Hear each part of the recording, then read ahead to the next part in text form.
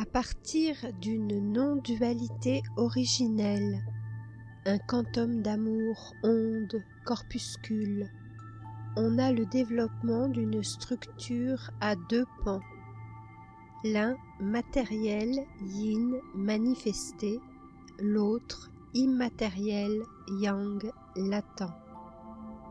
Cela selon une colonne convergente de synchronisation, amorisation croissante, où il y a émergence de propriétés nouvelles jusqu'au distillat suprême de l'être.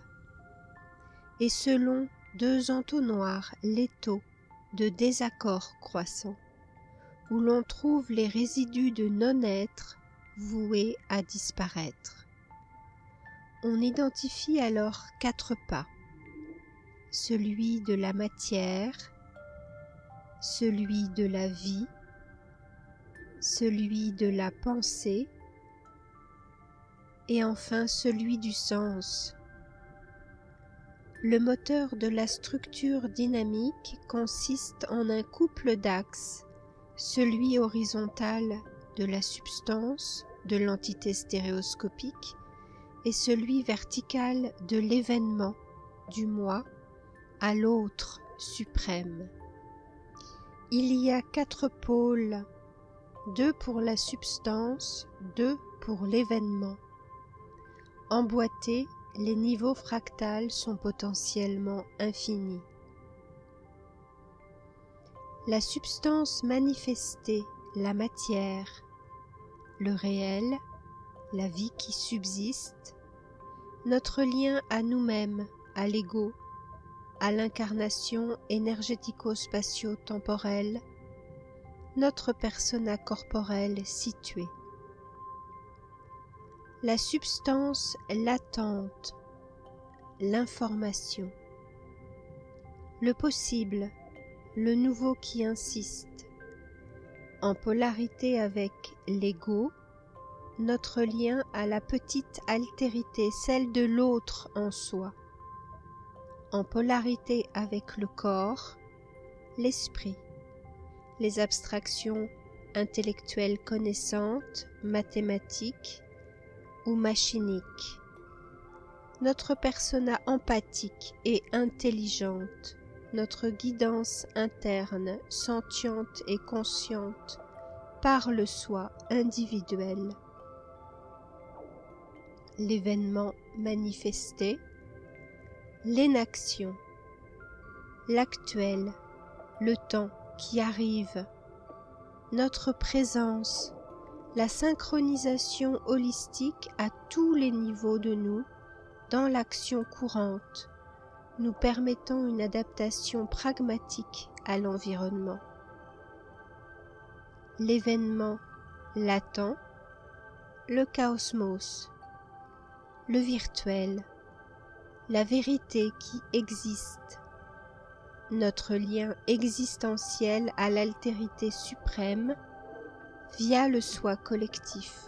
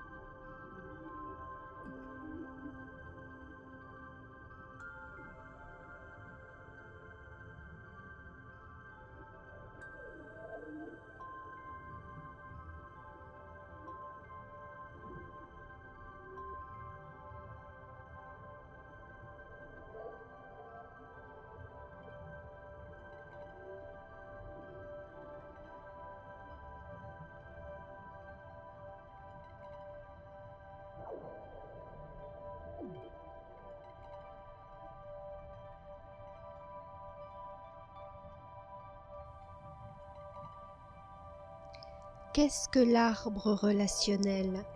Un scénario permettant l'évolution en tant que celle-ci correspond à une amorisation croissante de la polarité vie-altérité. On peut alors parler du développement d'une trajectoire phylogénétique en voie du milieu dont l'homme, dernier maillon connu à ce jour de la mutation des espèces, serait le principal ou unique dépositaire sous le double plan de la biologie et de la psyché.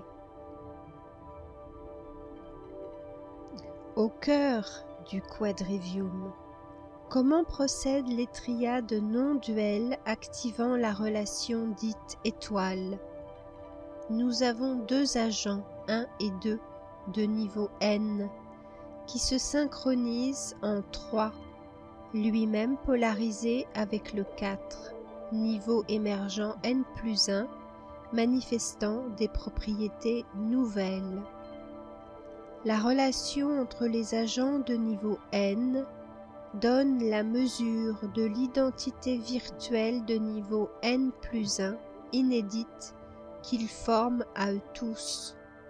Identité nouvelle N+1 prise comme interface virtuelle, interagissant de façon intégrée avec son environnement, également N+1.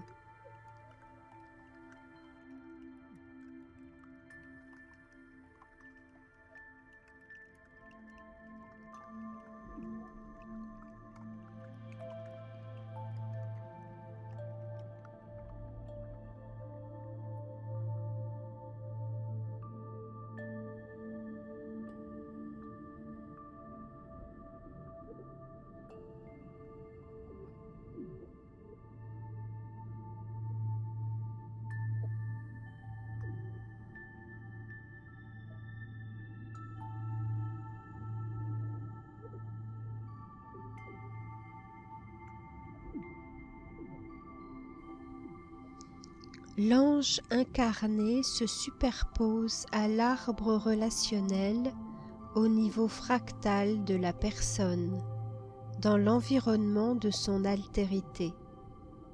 La personne est constituée d'un corps physique, d'un esprit cognitif, d'une expérience sensible, d'un soi subtil ou soi sans soi, ainsi que d'une âme affective, en voie médiane d'amorisation totale des polarités terre-ciel. Ces 4 plus une réalité pondérée aux 4 pôles, ainsi qu'au cœur génératif et cible du quadrivium, existent simultanément. La quaternité, ce sont 4 pôles fonctionnant en 2 binômes.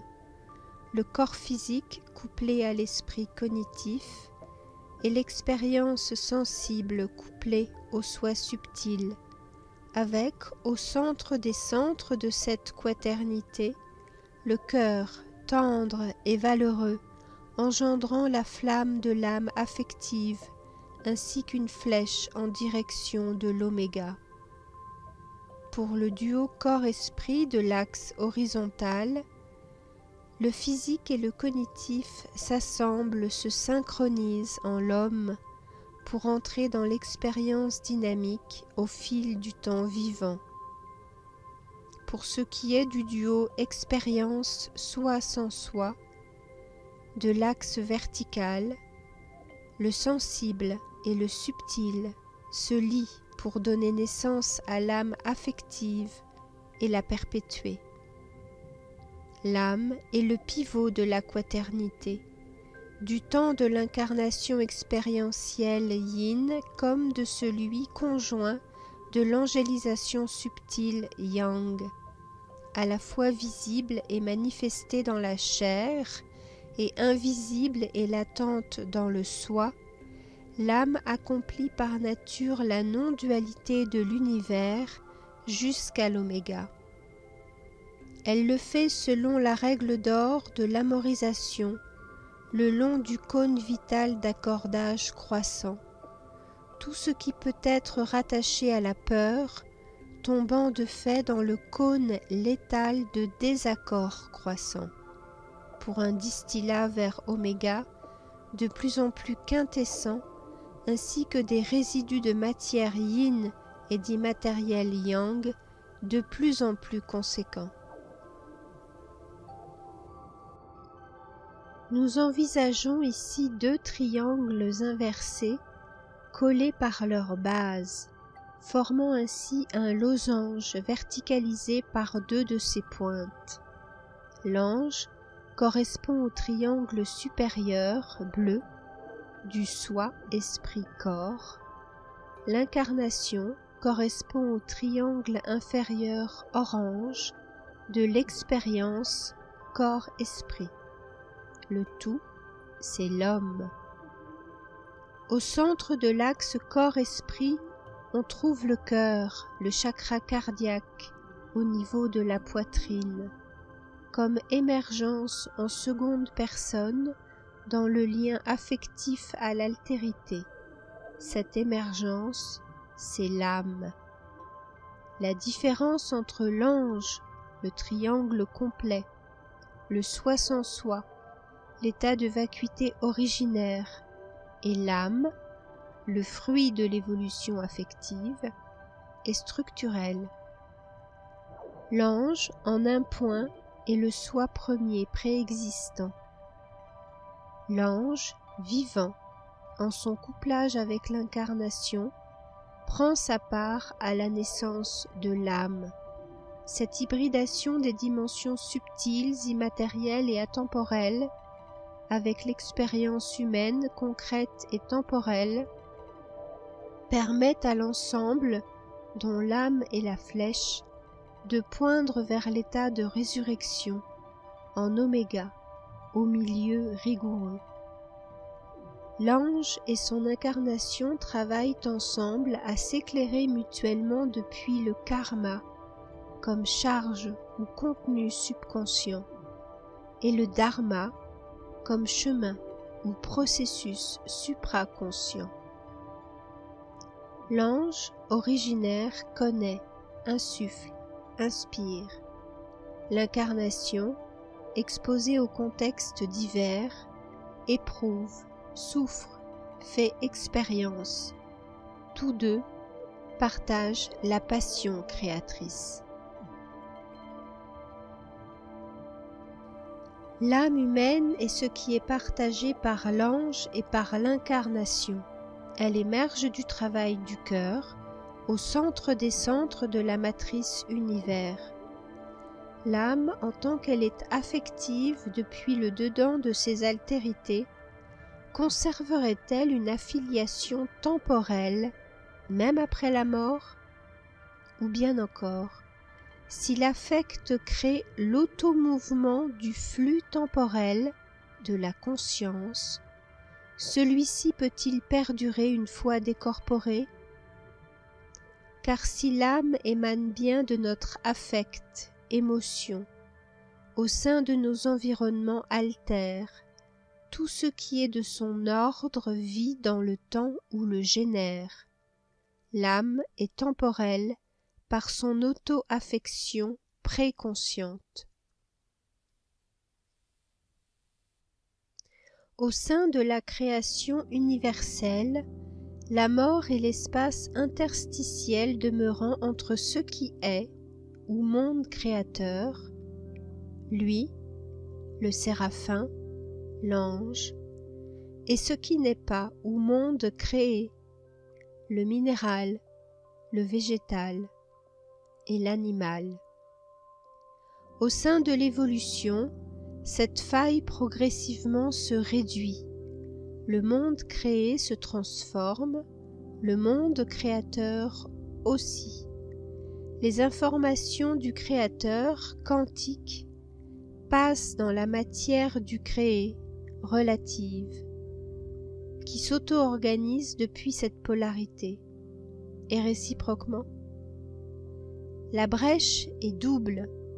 Elle entame la relation corps-esprit de niveau N, qui se rompt à la mort, entraînant à sa suite celle liant l'incarnation à son ange de niveau N+1. Afin de combler cette double brèche primordiale, l'expérience par le cœur est ce qui se travaille par le milieu intégral. Ultimement, le colmatage de ce fossé d'explicitation au carré ne sera pas réalisé par les sentiments conditionnés, mais bien par l'amour inconditionné. Une fois la dynamique quadripartite suspendue, l'organicité corporelle redevient poussière et la cognition décorporée se dissout dans l'éther.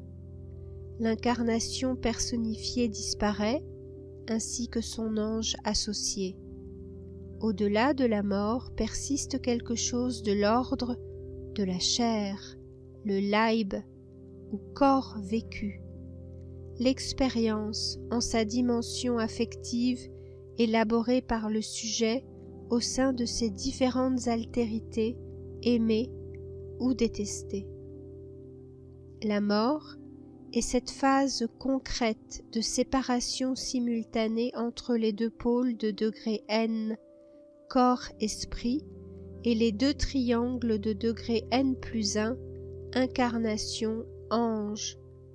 Une fois l'édifice fractionné, effondré, puis réduit à la seule âme, un réflexe auto-généré de double couturisation pourrait être impulsé dans la reformulation d'une vie à venir.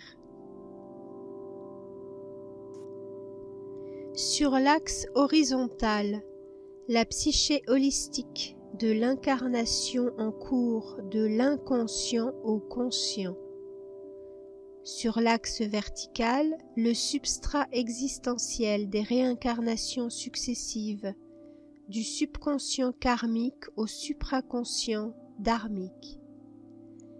Dans l'incarnation, l'axe de la psyché holistique assemble le conscient lié à l'esprit et l'inconscient lié au corps, inconscient lui-même subdivisé en sub- et en supraconscient dans une mise en tension ou dialectique réciproque constante. Dans la décorporation, l'axe du substrat existentiel continue de faire évoluer ensemble le subconscient lié à l'expérience karmique et le supraconscient lié au soi dharmique, selon cette même circularité toujours plus à harmoniser. Si, de vie en vie, le karma, au contenu noématique, charge ou allège le subconscient, le dharma, au processus noétique, lui est constant. En d'autres termes, si le karma est relatif et peut évoluer en fonction des agissements du sujet de ses expériences, le dharma, lui, est absolu, au service du soi. À l'horizontale, en rouge, une hélice rotative à deux pales, corps inconscient, esprit-conscience, représentant le niveau d'une incarnation individuelle à un temps t. À la verticale, en bleu, le parcours de cette même hélice de l'incarnation au fil de la spirale onto- et phylogénétique ascensionnelle, tout le long de la colonne des réincarnations. Un travail conjoint du subconscient, des contenus karmiques, et du supraconscient, du chemin dharmique, venant nourrir le substrat existentiel de l'âme migrante. Cette spirale de l'incarnation, évoluant selon la contrainte descendante de la conscience informationnelle sur l'organicité matérielle, boucle sur elle-même autour de l'axe émergent de l'âme, ce depuis l'origine cosmique ou Big Bang. De même, en miroir ou en vis-à-vis, on peut très bien imaginer qu'une spirale angélique similaire mais en sens inversé, à savoir évoluant selon la contrainte ascendante de la matérialisation énergétique sur l'information quantique, rendent envisageable un voyage symétrique depuis le soi originel.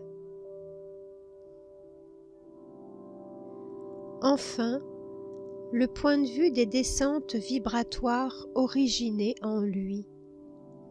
Connaissance et expérience entrent dans la concorde pour un pas plus avant dans l'évolution, celui d'une présence qui sait qui elle est et qui se trouve en capacité de l'exprimer par la parole, le verbe.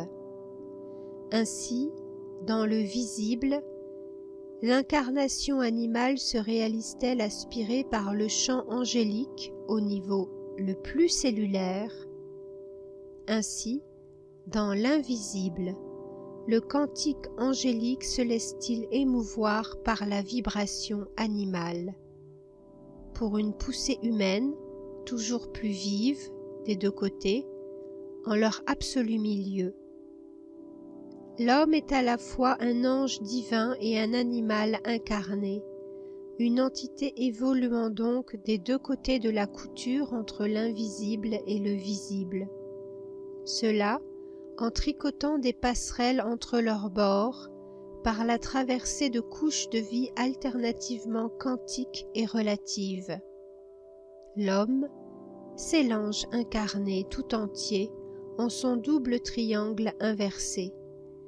L'émanation du travail de nos vies dans le visible et dans l'invisible, ce sont nos âmes altérisées qui chevauchent le pli de la création en réduisant la brèche à chaque tour de roue ou étage de la spirale, laquelle brèche disparaît totalement en oméga.